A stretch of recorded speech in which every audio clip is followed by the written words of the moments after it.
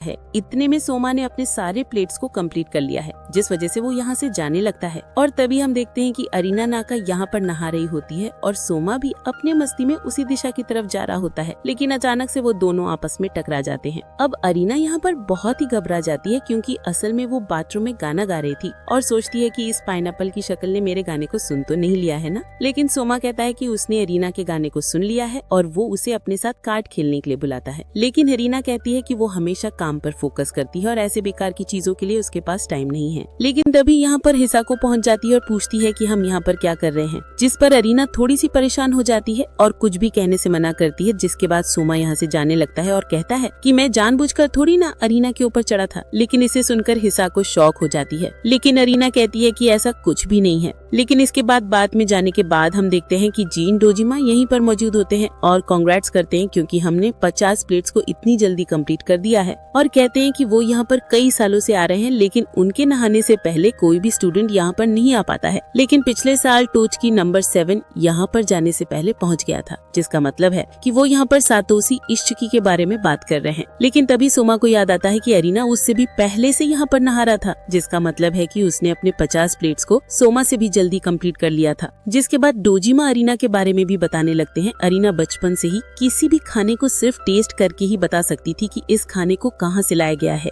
और अगर अरीना किसी भी खाने को अच्छा बोल देती थी तो उसे नेक्स्ट लेवल का खाना माना जाता था। लेकिन टोचकी एकेडमी एक ऐसी जगह है जहाँ पर टैलेंट की कोई कमी नहीं है और यहाँ पर एक से एक टैलेंटेड बच्चा दूसरों को हराने के लिए तैयार है। जिसके बाद हमारे हैंडशेक के दौरान टाकुमी यहाँ पर पहुँच जाता है और देख के शॉक होता है कि डोजिमा के साथ हम इस तरीके से बात कर रहे हैं। दूसरी तरफ हम देखते हैं कि सारी लड़कियां इतने बड़े एक पूल को मिलने की वजह से आपस में मजाक मस्ती करने लगते हैं और रात में इतने सुंदर बेड को देखकर यूकी अपनी गंदी हरकतों को बंद नहीं कर पाती है। लेकिन तभी सब लोग आकर कहते हैं कि आज तो वो सब लोग मिलकर पार्टी करने वाले हैं। लेकिन जेंस का हालत एकदम खस्ता हो चुका है और थोड़ी देर के अंदर वो सब लोग यहाँ पर सो जाते हैं। लेकिन दूसरी ही तरफ सोमा अपने पार्टनर्स के साथ बहुत ही एनर्जेटिक फील कर रहा होता है और तभी मेगू भी सोमा का शुक्रिया अदा कर लेती है और कहती है कि अगर तुम मेरे पार्टनर ना होते तो शायद मैं इतनी दूर तक ना आ पाती। अब अगले दिन हमारा टेस्ट कोजिरो शिनोयामा लेने वाले हैं, लेकिन इस टेस्ट को हमें ग्रुप पे नहीं बल्कि अकेले में देना पड़ेगा और हमें यहाँ पर सब्जियों का यूज करके टेरीन नाम के इस डिश को बनाना पड़ेगा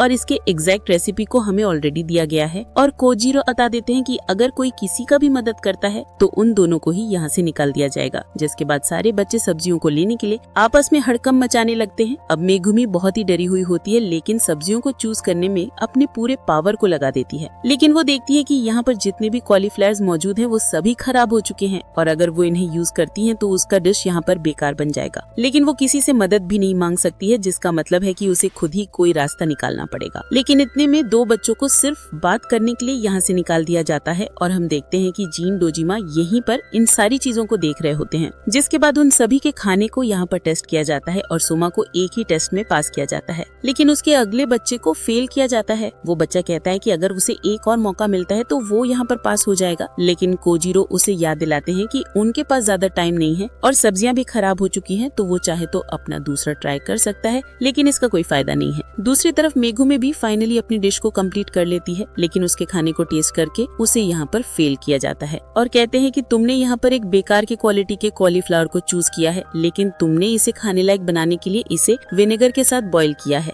लेकिन विनेगर के यूज करने की वजह से उन्हें जो डिश यहाँ पर चाहिए था वो यहाँ पर नहीं बन पाया है। लेकिन तभी यहाँ पर सोमा आकर पहुँच जाता है और कहता है कि हमारे सारे टेस्ट के स्टार्ट होने से पहले हमें बताया गया था कि हमें यहाँ पर आपके वर्कर्स की तरह रखा गया है, तो अगर यहाँ पर किसी सब्जी में प्रॉब्लम होती है तो इसका मतलब ये नहीं कि शेफ में कोई गड़बड़ है, बल्कि ये तो हमारे मास्टर की गलती है। लेकिन कोजिरो कहते हैं कि उन्होंने जानबूझकर यहाँ पर कुछ बेकार के सब्जियों को रखा था ताकि उन्हें पता चल सके कि हमें सब्जियों को चूज करना आता भी है या नहीं। अब इसे सुनकर सोमा बहुत ही गुस्सा हो जाता है, लेकिन मेगुमी इसे चुप करने के लिए कहती है और कहती है कि सब कुछ ठीक हो जाएगा। लेकिन सोमा बहुत ही गुस्से में होता है, जिस वजह से वो अपने जज को ही फूड वॉर के लिए चैलेंज कर देता है। लेकिन कोजिरो याद दिलाते हैं कि फूड वॉर के लिए दोनों का ही परमिशन चाहिए होगा, लेकिन वो इन सारे बेकार के कामों में अपने टाइम को वेस्ट नहीं